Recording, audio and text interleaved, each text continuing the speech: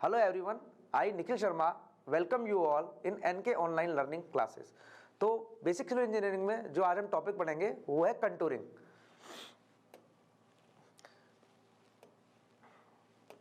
अब कंटूरिंग होता क्या है?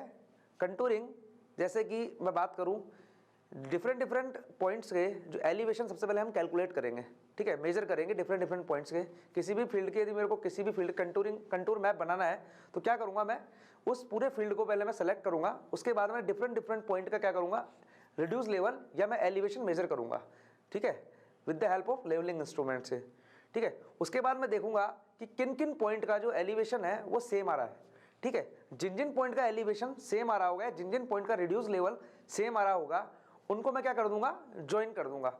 तो इक्वल एलिवेशन वाले पॉइंट्स को यदि मैं किसी लाइन से ज्वाइन करता हूं तो उस लाइन को मैं बोलता हूं contour lines.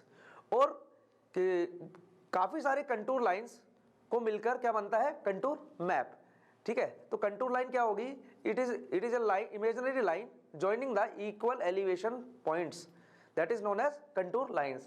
So contour is defined as imaginary line of constant elevation or equal elevation on the ground surface. The line of intersection of water surface of still lake or pond with the surrounding ground represent a contour line. इसका मतलब क्या है, ये एक example दे रखा है कि कोई लेक है, स्टिल वाटर है, रुका हुआ पानी है, ठीक है। तो उसके जो उसके ऊपर सरफेस है उसके हर एक पॉइंट का जो एलिवेशन है with respect to surrounding ground, उसके रेस्पेक्ट में हर एक पॉइंट का एलिवेशन क्या है, इक्वल है। तो उस लाइन को क्या बोल देंगे, हम क्या बोल देंगे, उस वाली सरफेस को कंटूर सरफेस। क्यों? क्योंकि each and every point is having same elevation और सेम रिड्यूस लेवल। तो उस वाली सरफेस को मैं बोलूंगा level surface with respect to surrounding ground, ठीक है। या मैं क्या कह सकता हूं, जैसे हम जनरल लाइफ में ले लें कि हम कोई हाई राइज बिल्डिंग है सपोजिंग दैट, तो जो सेकंड फ्लोर है सपोजिंग दैट, तो सेकंड फ्लोर का के ऊपर हर एक point with respect to ground floor वो क्या है, एलिवेशन उसका सेम है। तो सेकंड फ्लोर को क्या बोल दूंगा मैं, लेवल सरफेस या कंटूर लेवल बोल दूंगा उसको, या कंटूर सरफेस बोल दूंगा उसको, ठीक है। क्यों? क्योंकि second floor with respect to ground floor, ठीक है, उसका एलिवेशन क्या है, सेम है, ठीक है। हर एक पॉइंट जो सेकंड सरफेस पे है, सेकंड फ्लोर पे है, वो ग्राउंड सरफेस से इक्वल डिस्टेंस पे, इक्वल हाइट पे है। तो हर एक पॉइंट का एलिवेशन क्या है, सेम है। तो जो सेकंड फ्लोर क्या कहलाएगी, कंटूर सरफेस कहलाएगी या कंटूर लेवल कहलाएगी, ठीक है, with respect to ground level, ठीक है। इस प्रकार से इसको हम समझ सकते हैं। A line joining points of equal elevation is called contour line, जो कि हम देख चुके हैं। On a contour line RL of all point will be same, ये भी हम बता चुके हैं, इक्वल एलिवेशन आरएल, ठीक है। हम आरएल भी बोल सकते हैं, एलिवेशन भी बोल सकते हैं, एल्टीट्यूड भी बोल सकते हैं, ठीक है। तो वो क्या होता है, सेम होता है कंटूर लाइन पे। तो जैसे मैंने एक कंटूर मैप ली, एक कंटूर लाइंस शो की हैं डिफरेंट, जैसे आप देख पा रहे होंगे, ये जो लाइन दे रखी है ब्लैक कलर की ये लाइन, ठीक है, इसके ऊपर कोई सा ही पॉइंट लूंगा मैं, n number of point is there, तो इसके ऊपर हर एक पॉइंट का जो एलिवेशन है वो कितना है, जैसे देख रखा है 97, तो ये क्या हो जाएगी 97 एलिवेशन कंटूर, मतलब इस पे जो आरएल है हर एक पॉइंट का वो कितना है 97, तो ये 97 आरएल का क्या हो जाएगा, कंटूर लाइन हो जाएगी, ठीक है। इसी प्रकार से ये जैसे अगली दे रखी है, इस पे हर एक पॉइंट का जो आरएल है वो कितना है 98.3, तो इसको बोल दूंगा कंटूर लाइन ऑफ आरएल 98.3। तो इसके ऊपर हर एक पॉइंट का आरएल कितना है 98.3 है। इसी प्रकार से इसके ऊपर 99 है हर एक पॉइंट का आरएल, ठीक है, इसके ऊपर 99.5 आरएल, ठीक है। अब बात आती है कि कंटूर लाइन या कंटूर मैप क्या काम आता है। ये हमको जो ग्राउंड प्रोफाइल है, ठीक है, कि ग्राउंड हमारा अंडुलेटेड है, ठीक है, उसका लेवल क्या है, उसका स्लोप कौन सा है, ये सब बताने के काम आता है, ठीक है। इसकी हेल्प से हम ये बता सकते हैं कि जो ग्राउंड लेवल है, ठीक है, उसकी प्रोफाइल क्या है, ठीक है, उसकी टोपोग्राफी के बारे में बता सकते हैं, उसके लेवल के बारे में बता सकते हैं, उसके स्लोप के बारे में बता सकते हैं, उसके अंडुलेशन के बारे में बता सकते हैं। तो कंटूर का काम ही ये है, ठीक है, ये सब चीज़ों के बारे में इंफॉर्मेशन प्रोवाइड करना। With the help of contour maps और contour line we can easily know the slope we can easily know and the profile of the land we can easily know. तो ये हो गया कंटूर का काम। अब कुछ इंपॉर्टेंट डेफिनेशंस है जो देखते हैं हम। कंटूर इंटरवल क्या होता है, the difference in elevation between successive contour lines on a given map is known as contour interval. दो कंटूर के बीच में ठीक है, जो डिफरेंस होगा that is known as contour interval, vertical difference that is known as contour interval. The vertical distance between any two contour lines in a map is called the contour interval, ठीक है। The contour interval is kept constant for the contour plan. जब हम कोई भी contour plan बनाएंगे तो उसके लिए कंटूर जो इंटरवल होगा वो हम क्या रखते हैं, कांस्टेंट रखते हैं, सेम रखते हैं। जैसे कि आपको दे रखे डिफरेंट डिफरेंट एलिवेशन की जो लाइंस है, ये ड्रॉ है कंटूर लाइंस, ठीक है, 71, 72, 73। तो जो इन दोनों का जो डिफरेंस होगा that is known as contour interval, ठीक है, तो इसको कंटूर इंटरवल बोलेंगे हम। और जो ये हॉरिजॉन्टल डिस्टेंस होगी इन दोनों की जो डिफरेंस होगा that is known as the horizontal equivalent, ठीक है। जैसे एक और एग्जांपल दे रखा है, तो that is the contour interval, the difference between the vertical distance between the two successive contour is known as the contour interval. अब आती है हॉरिजॉन्टल इक्विवेलेंट, जो कि हमें देखा था, horizontal distance between two successive contour is known as the horizontal equivalent, ठीक है। For contour interval 10 metre the horizontal equivalent in a slope of 1 in 5 would be 50 metre, ठीक है। इसका मतलब क्या है कि दो कंटूर दे रखे हैं, ठीक है, ये क्या हो गया, ये हॉरिजॉन्टल इक्विवेलेंट हो गया। इसका स्लोप दे रखा है, आप क्या देख रहा है, 1 in 5 दे रखा है, मतलब tan थीटा कितना हो गया, tan थीटा विल बी, ये क्या हो गया, कंटूर इंटरवल हो गया, ये क्या हो गया, हॉरिजॉन्टल इक्विवेलेंट, एच ई लिख दिया मैंने। tan थीटा क्या हो गया, contour interval divided by H E divided by is equals to 1 in 5 means 1/5, ठीक है। स्लोप tan थीटा बोलते हैं, 1 in 5 मीन्स 1/5, मतलब 5 मीटर यदि मैं हॉरिजॉन्टली चलूंगा तो मैं 1 सेंटीमीटर का क्या आ जाएगा, मेरा राइज आ जाएगा या डाउनफॉल आ जाएगा, ठीक है, that is known as slope, ठीक है। तो कंटूर इंटरवल हॉरिजॉन्टल इक्विवेलेंट कितना है, यहाँ आप देख पा रहे हैं कितना है, 10, तो कंटूर इंटरवल क्या है, 10 है, तो कंटूर इंटरवल हो गया 10, तो इसकी वैल्यू है 10,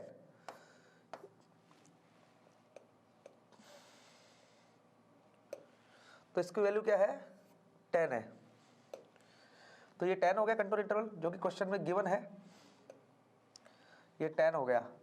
H E as it is, H E की वैल्यू निकालेंगे हम, और ये कितना हो गया 1/5, तो एच ई की वैल्यू आ गई 50, एच ई की वैल्यू आ गई 50, ठीक है। तो यही लिख रहा है for contour interval 10 meter, contour interval क्या है, 10 मीटर है, ये 10 है, ठीक है। स्लोप क्या दे रखा है, ये जो स्लोप है इसकी स्लोप, ठीक है, ये स्लोप दे रखा है, वो कितनी है, 1 in 5, ठीक है।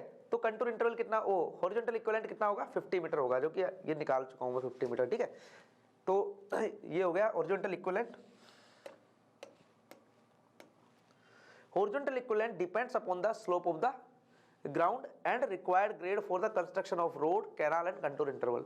जैसा कि हम देख भी रहे हैं, हमने अभी हॉरिजॉन्टल इक्विवेलेंट कैलकुलेट किया, तो उसमें हमको किसकी रिक्वायरमेंट पड़ी, 1 in 5 था, वो क्या था, स्लोप। तो हॉरिजॉन्टल इक्विवेलेंट, ठीक है, किस पे डिपेंड करता है, स्लोप ऑफ द ग्राउंड पे करता है, ठीक है।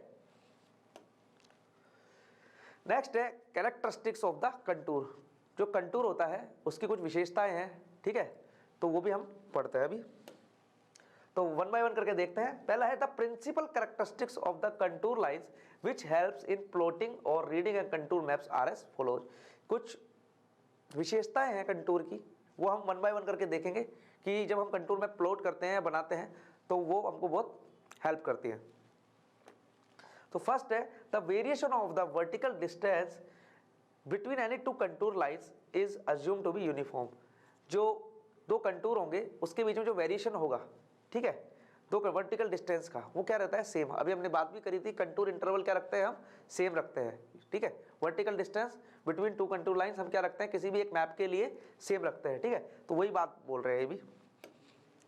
The horizontal distance between any two contour lines indicate the amount of slope and varies inversely of the slope. ये भी अभी बात की थी अभी हमने प्रीवियसली स्लाइड में, कि जो हॉरिजॉन्टल इक्विवेलेंट या हॉरिजॉन्टल डिस्टेंस होता है, ठीक है, वो किस पर डिपेंड करता है, जो स्लोप होता है उसके ऊपर डिपेंड करता है। और वो क्या होता है, varies inversely of the slope, ठीक है। स्लोप ज्यादा होगा तो हॉरिजॉन्टल इक्विवेलेंट कम होगा, स्लोप कम होगा तो हॉरिजॉन्टल इक्विवेलेंट ज्यादा होगा। If they are close together indicate steep slope. यदि दो कंटूर क्या होंगे, बहुत ज्यादा पास होंगे, क्लोज होंगे, तो जो स्लोप होगा वो क्या होगा, स्टीप होगा, ठीक है। यदि वो बहुत दूर होंगे तो स्लोप क्या होगा, फ्लैट होगा, ठीक है। और यदि वो इक्वली स्पेस्ड होंगे तो जो स्लोप होगा यूनिफॉर्म होगा। यदि बहुत पास पास है स्लोप तो क्या, यदि बहुत बहुत बहुत पास पास है कंटूर लाइंस तो स्लोप क्या होगा, स्टीप होगा, ठीक है, शार्प होगा स्लोप बहुत ज़्यादा, ठीक है। यदि बहुत ज़्यादा दूर है तो वो ऐसे लगेगा कि बिल्कुल फ्लैट सरफेस है। और यदि वो इक्वली स्पेस्ड है तो क्या होगा, यूनिफॉर्म स्लोप होगा। जैसा कि डायग्राम में हम देख सकते हैं, जैसा कि आप देख रहे हैं, ये क्या है, ये मैंने कंटूर लाइंस दिखाई है डिफरेंट डिफरेंट आरएल की, ठीक है। अब इनको मैं, इनका प्रोजेक्शन मैं यहाँ पर शो करूँगा, ठीक है। तो कैसे करते हैं प्रोजेक्शन शो, जो भी हमारे पास आरएल दिए हुए हैं उनको मैं ऊपर इंक्रीजिंग ऑर्डर में मैं यहाँ पर लिख दूंगा, ठीक है। 99, 100, 101, 102, 103, 105 तक, ठीक है। उसके बाद 1 बाय 1 मैं उसको प्रोजेक्ट करूँगा। जैसे मैंने 105 वाली लाइन को प्रोजेक्ट किया, किस पे किया, 105 वाली लाइन पे किया। ऐसे फिर मैं अगली कहाँ करूँगा, यहाँ पर कर, उसके अगली यहाँ, ठीक है। तो मैं उसका प्रोजेक्शन लेता जा रहा हूँ सबका, ठीक है। तो इस प्रकार से मैं हर एक लाइन का प्रोजेक्शन लेता जाऊँगा। ये शो करने का तरीका है, हम इसको देख के हम बता नहीं सकते डायरेक्टली कि क्या वेरिएशन है, ठीक है। लेकिन यदि इस प्रकार से मैं इसको शो करूँगा प्रोजेक्शन के फॉर्म में तो मैं इसको इजीली समझा सकता हूँ, ठीक है। अब ये मैंने क्या कर लिए, इनके प्रोजेक्शन ले लिए सभी के, ठीक है, सभी के प्रोजेक्शन ले लिए मैंने यहाँ पर। अब मैं इनको क्या कर दूंगा, कनेक्ट कर दूंगा। जैसे मैंने कनेक्ट कर दिया इनको, ठीक है। तो ये कैसा स्लोप है, देखो बहुत स्टीप स्लोप है। क्यों है, क्योंकि कंटूर बहुत पास पास है, ठीक है। ये बहुत पास पास है कंटूर, तो ये क्या है, स्टीप स्लोप है, इसलिए जो हमने अभी प्रीवियस स्लाइड में देखा भी था। अब ये बहुत दूर है, ठीक है, ये दोनों कंटूर बहुत दूर है, तो आप देख पा रहे हैं वो लगभग क्या है, ये फ्लैट सरफेस की तरह बिहेव करेगा, ठीक है। तो ये जस्ट क्या है, फ्लैट सरफेस है। और जो आगे दे रखे हैं वो इक्वली स्पेस्ड है, ठीक है, ना तो ज़्यादा पास है ना ज़्यादा दूर है, इक्वली स्पेस्ड है। तो ये क्या है, यूनिफॉर्म स्लोप की तरह बिहेव करेगा, ठीक है। तो ये शो कर रहा है यूनिफॉर्म स्लोप को, ये कर रहा है फ्लैट स्लोप को, ये कर रहा है स्टीप स्लोप को, ठीक है। तो ये हो गया हमारा कि किस प्रकार से कंटूर पास और दूर होने से स्लोप वेरी करता है। Contours of a different elevation cannot cross each other, दो कंटूर लाइंस या दो कंटूर आपस में एक दूसरे को इंटरसेक्ट नहीं कर सकते हैं, ठीक है। If they did the point of intersection would have two different elevation, यदि वो ऐसा करते हैं तो एक ही पॉइंट के दो एलिवेशन होंगे, जबकि ऐसा पॉसिबल नहीं है। सपोज करो ये 1 कंटूर, ये 2 कंटूर है। ये कह रहा है कि सपोज करो यदि वो कोई दो कंटूर आपस में एक दूसरे को इंटरसेक्ट कर दिए, तो कंटूर लाइंस क्या होती है, जैसे ये कंटूर है, मान लो 99 का है, ये 99 आरएल का है, ये 100 आरएल का, ठीक है, ये 99 का है सपोज करो, ठीक है। अब यदि ये दोनों एक दूसरे को इंटरसेक्ट कर दिए, इसका मतलब ये जो पॉइंट है ये दोनों कंटूर लाइन पे होगा, ठीक है। यदि दोनों कंटूर लाइन पे होगा तो एक ही पॉइंट के दो एलिवेशन कैसे हो सकते हैं, इस पॉइंट का 100 या 99, ये दोनों एलिवेशन कैसे हो सकते हैं एक ही पॉइंट के, ये तो पॉसिबल ही नहीं है। क्यों, कंटूर लाइन की डेफिनेशन क्या है, इक्वल एलिवेशन वाले पॉइंट को यदि मैं जोड़ूंगा, कनेक्ट करूंगा, तब जाके क्या बनती है, कंटूर लाइन बनती है। लेकिन यदि एक दूसरे को क्रॉस कर रहे हैं तो एक ही पॉइंट के दो आरएल नहीं हो सकते कभी, ठीक है। तो ये इम्पॉसिबल है, ठीक है। यदि ऐसा हो रहा है तो ये पॉसिबल ही नहीं है, ठीक है। तो ये क्या है, अस्पष्ट चीज है ये, ठीक है, ये पॉसिबल नहीं है। इसीलिए कह रहे हैं कि दो कंटूर लाइंस कभी भी एक दूसरे को काट नहीं सकती, ठीक है। जैसे आप देखोगे घर में फर्स्ट फ्लोर और सेकंड फ्लोर एक दूसरे को इंटरसेक्ट कर सकती है क्या, सेकंड फ्लोर का अलग एलिवेशन है, फर्स्ट फ्लोर का अलग एलिवेशन है, ऐसा पॉसिबल ही नहीं है कि फर्स्ट फ्लोर और सेकंड फ्लोर एक दूसरे को कहीं पर इंटरसेक्ट करे, ठीक है। तो उसी प्रकार से ये है कि एक ही पॉइंट के दो एलिवेशन कभी नहीं हो सकते, इसलिए ये क्या है, एक दूसरे को क्या इंटरसेक्ट नहीं करेंगे, ठीक है। इसीलिए ये वाली लाइन लिख रही है। लेकिन एक्सेप्शन इज ऑलवेज देयर, यदि हम हमारे देखने का तरीका चेंज कर दें, ठीक है, यदि हम इसको ऑब्जर्वेशन करने का तरीका चेंज कर दें तो ये इस तरीके से लगेगा हमारे को कि वो एक दूसरे को कट कर रही हैं। वो केस कौन सा है, ओवरहैंगिंग क्लिफ का। ओवरहैंगिंग क्लिफ के केस में हमको ऐसा प्रतीत होगा कि ये एक दूसरे को क्या कर रहे हैं, इंटरसेक्ट कर रहे हैं, लेकिन देखने के तरीके पे डिपेंड करेगा वो कि हम उसको किस साइड से देख रहे हैं, ठीक है। तो देखते हैं ओवरहैंगिंग क्लिफ को। ये देखो आप, मैं यदि ये ओवरहैंगिंग क्लिफ है ये, ठीक है, यदि मैं इसको सामने से देख रहा हूं, यदि मैं इसको सामने से देख रहा हूं तो मेरे को दिख रहा है कि इन दोनों के बीच में कुछ डिफरेंस है। आप देख सकते हैं इनके बीच में ये क्या है, कंटूर इंटरवल, कुछ ना कुछ कंटूर इंटरवल है जरूर, डिफरेंस है, ठीक है। यदि हम मैं इसको यहां से देखूं, ठीक है, अब यदि मैं इसको यहां से देख रहा हूं ऊपर से, तो मेरे को क्या लगेगा, ऊपर से प्लान देख रहा हूं तो मेरे को क्या दिखेगा, वो इस प्रकार से दिखेगा कुछ, ठीक है। यदि मैं प्लान देख रहा हूं तो कैसा दिखेगा मेरे को, ये तो ये देखो कहां काट रहा है, ये देखो ऐसा प्रतीत होगा कि ये यहां पर एक दूसरे को क्या कर रहा है, इंटरसेक्ट कर रहा है, लेकिन रियलिटी में नहीं कर रहा है वो, क्यों, देख लो आपके सामने केस है। रियलिटी में तो क्या है, दोनों के बीच में गैप है, हर कंटूर के बीच में, लेकिन यदि मैं उसको ऊपर से देख रहा हूं तो कैसा प्रतीत हो रहा है मेरे को, ऐसा हो रहा है, इस तरीके से मेरे को लग रहा है, ऐसा लग रहा है। तो ये देखो कितने सारे इंटरसेक्शन पॉइंट हमको दिख रहे हैं, लेकिन रियलिटी में ऐसा नहीं होता है, ठीक है। तो ये एक एक्सेप्शनल केस है, क्योंकि वो डिपेंड करता है हमारे वे ऑफ ऑब्जर्वेशन पे, ठीक है। तो ये एक प्रॉपर्टी हो गई।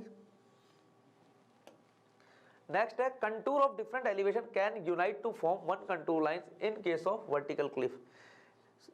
और ये भी है कि जो कंटूर्स होते हैं डिफरेंट एलिवेशन के, वो एक ही पॉइंट पे टच नहीं कर सकते या यूनाइट नहीं हो सकते, लेकिन इन केस ऑफ वर्टिकल क्लिफ यदि वही है, यदि मैं मेरे देखने का तरीका चेंज कर दूं तो वही है कि वो ऐसा नजर होगा, ऐसा नजर आएगा कि वो एक पॉइंट पे टच कर रहे हैं, जैसा कि एग्जांपल वर्टिकल क्लिफ, ये वर्टिकल क्लिफ है।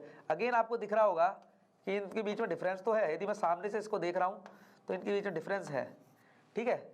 लेकिन जैसे मैं ऊपर देखूंगा तो मेरे को नजर आएगा कि ये सभी एक पॉइंट पे टच कर रहे हैं, ठीक है। देखो जैसे इस पॉइंट पे ये क्या कर रहे हैं, टच कर रहे हैं सब, ठीक है। जबकि तो इसका मतलब क्या है, जब सभी एक पॉइंट पे टच कर रहे हैं तो क्या सभी पॉइंट का एलिवेशन सेम होना चाहिए, लेकिन एलिवेशन तो अलग अलग है सबके, कि भाई ये तो मान लो 99 वाला है, ये 98 वाला है, ये 98.5 वाला है, ये 100 वाला है, कुछ भी हो सकता है, ठीक है। तो सबके अलग अलग एलिवेशन वाले कंटूर हैं, तो एक जिस पॉइंट पे टच कर रहे हैं वहां पर सबका सेम होना चाहिए, लेकिन सेम है क्या, सब अलग अलग कंटूर है। तो ये भी क्या है, एक दिस इज ए वेग, ये भी क्या है, वेग बात है, स्पष्ट बात है, ठीक है। तो ये किस पे डिपेंड कर रहा है, हमारे देखने के नजरिए पे। यदि मैं उसको टॉप से देख रहा हूं तो ऐसा नजर होगा कि ये टच कर रहे हैं एक पॉइंट पे, ठीक है, जबकि ऐसा नहीं होता है। तो ये हो गया हमारा वर्टिकल क्लिफ का case. A closed contour lines with one or more higher one inside on a map represents a hill. Similarly, closed contour line with one or more lower one inside on a map represents a depression or pond. हम different contour ले रहे हैं, ठीक है। यदि मैं जैसे example लेता हूं मैं, contour deflect up hill at valley lines and down hill at ridge line, contour lines in U shape cross a ridge and V shape cross a valley. अब इन दोनों को समझेंगे हम। पहला कह रहा है कि यदि मैं बहुत सारे कंटूर लेता हूं, ठीक है, यदि मैं बहुत सारे कंटूर लेता हूं, और पहला केस है वन और मोर हायर, यदि मैं जैसे जैसे अंदर जाता हूं तो इनका RL इंक्रीज हो रहा है, जैसे 99, 100, 101, 102, ठीक है। तो ये किसका केस है, ये हिल का केस है, this is the case of hill. अब ये यदि मैं अंदर जा रहा हूं जैसे जैसे, तो ये क्या हो रहा है, डिक्रीज हो रहा है। मान लो ये क्या है, 100, ये 99, ये 98, ठीक है, ये 97। तो ये किसका केस है, डिप्रेशन और पॉन्ड का केस है। तो ये पॉन्ड का या डिप्रेशन का केस है, ठीक है। और ये क्या कह रहा है, यदि यू शेप, यदि मेरे को यू शेप दिख रही है, ठीक है, कंटूर लाइन यदि यू शेप में है तो क्या है, वो रिज है, और वी शेप में है तो क्या है, वैली है, ठीक है। जो रिज होती है वो पॉइंट होता है जिसका हाईएस्ट RL होता है, और जो वी शेप में जो वैली होता है उसका लोएस्ट पॉइंट का मिनिमम RL होता है, ठीक है। हम आगे देखेंगे भी एग्जांपल, अभी डायग्राम में हमको और अच्छे समझ में आएगा। ये देखो देखा है, जैसे जैसे मैं अंदर जा रहा हूँ ये देखो इंक्रीज हो रहा है RL, ठीक है, हायर वन इनसाइड, उसमें लोअर वन इनसाइड। तो जब हायर वन इनसाइड होता है कंटूर्स में तो ये क्या शो करता है, तो ये शो क्या करता है, हमेशा हिल, और वो क्या करता है, पॉन्ड और डिप्रेशन करता है। अब इसमें तो दिख नहीं रहा कि ये हिल है या पॉन्ड है, ठीक है। तो उसको अगेन हमारा जो प्रोजेक्शन करने का तरीका है, जो हमारा तरीका है वो वही रहेगा, प्रोजेक्शन से हम देख सकते हैं। तो इसको मैं यहाँ प्रोजेक्ट कराऊंगा, ठीक है। सबसे पहले मैं इंक्रीजिंग ऑर्डर में यहाँ पर RL लिख दूंगा सबके, उसके बाद मैं इनको प्रोजेक्ट कराऊंगा एक एक को, ठीक है। देखो 103 वाले को मैंने प्रोजेक्ट कराया, अब 104 वाले को प्रोजेक्ट कराया, ऐसे 105 वाले को, 106 वाले को प्रोजेक्ट करा है। अब जहाँ पर ये प्रोजेक्शन, जहाँ पर ये पॉइंट्स हैं इंटरसेक्टिंग पॉइंट, ये इन सबको मैं क्या कर दूंगा, मिला दूंगा। ठीक है, उस वाले केस में भी देखा हूँ मैं, प्रोजेक्ट करा रहा हूँ कंटिन्यूसली। ठीक है, तो वहाँ पर भी क्या मिल रहा है मेरे को, ये देखो, तो इनको भी क्या कर दूंगा मैं, ठीक है। अब इनको भी क्या कर दूंगा, मिला दूंगा मैं। तो देखो मिलाते हैं, चलो। तो देखो मैंने जैसे इनको मिलाता हूँ तो देखो यहाँ पर तो क्या मिल रहा है मेरे को, डिप्रेशन और पॉन्ड, और यहाँ पर क्या मिल रहा है मेरे को, हिल मिल रही है। ठीक है, तो ये तो है हिल का केस, और वो किसका केस है, डिप्रेशन या पॉन्ड का केस है। तो जब भी कंटूर दिए होंगे मेरे को बहुत सारे, और जैसे जैसे मैं अंदर जा रहा हूँ, यदि मेरा RL इंक्रीज हो रहा है, ठीक है, तो पॉन्ड का, हिल का केस है, और यदि डिक्रीज हो रहा है तो वो पॉन्ड का या डिप्रेशन का केस है।